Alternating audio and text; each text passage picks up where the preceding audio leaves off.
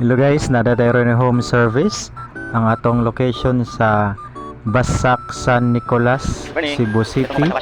Og diri guys, nabot nami sa apartment sa customer. Di mo niya magiputan na guys, sa dapat siyang washing. Dili jud siya moon guys, inig kuan niya. Inig on niya sa outlet. Amo sa ni siyang gitistingan guys, mong makita na mo unsa jud ang iyang problema. Kani guys, wa jud siya niyon guys, amo ni siyang nag-choke sa iyang outlet. Ug kani siya na i-check siya naman kaniyang kuan guys, ang timer niya. So nara siya na-deflect ra siya guys. So goods ra ang iyang timer. Og ang problema ni basig nara ni sa motor ani. So amo sa ni siyang gi-check diri guys. So ang kanilang kapasitor guys, goods ra ni siya. Gi-check ra ni siya nako din. Pag human na guys, ako lang siya ni siyang gi-kuan guys. I-direct ang kaning motor ko para sure jud guys ba nga unsa jud problema. So wa jud siya ni gana guys, bisag i-direct na nako. Ang problema guys, so positive siya ang motor yun ni.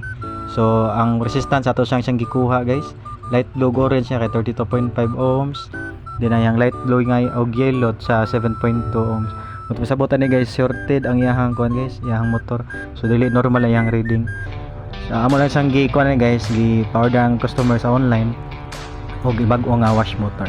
Salamat sa pagtan-aw.